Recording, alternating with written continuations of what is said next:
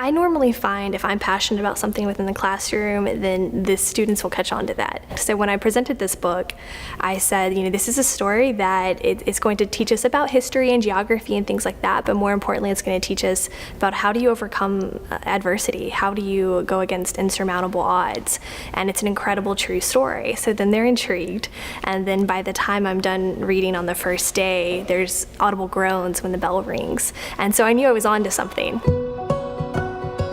A compelling story like that of my father, Louise Amperini, in a project-based learning style, it's having an effect on these kids that's going to last them their entire lives. We read the complete novel, we watch the film, and then I turn it out to them. I have the students get in small groups and say what they think about this situation. How would they have struggled differently? Do they see themselves in that story? In the traditional model of education, the teacher is expert, and I'm imparting my wisdom on my class of students. And this switches things up a little bit. It's more of a supporting role. It's not the lecturer, the teacher's the all-knowing expert at the front.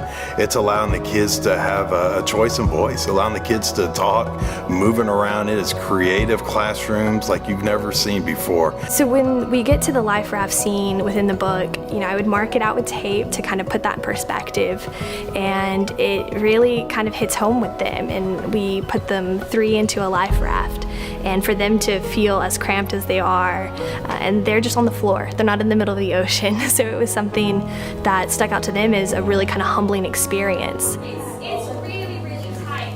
I felt this story would work as an educational unit because it resonates on so many different thematic levels with the ideas of hope, faith, and dignity. It allowed the students to see a different perspective within a larger context, and it allowed them to kind of find their own voice. That's when you allow the students to say, what do you think? Give your opinion on this topic. What does faith mean to you? What does dignity mean to you? What does it mean to have hope?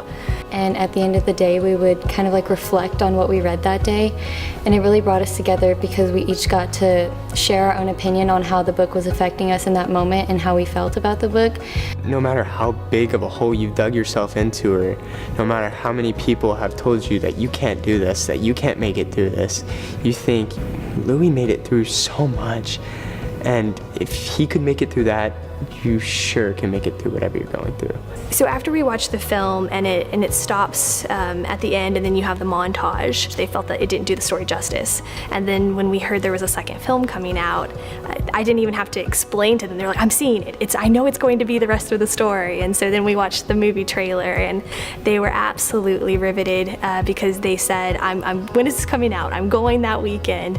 Because it was something to them, they wanted to get that justice of the story, to see that he came full circle from his struggles during the war.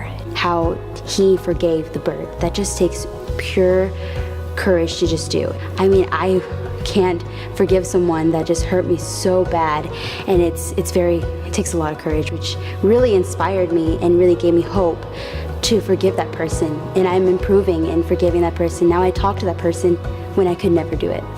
This is so much better than sitting and reading a textbook because it's tangible.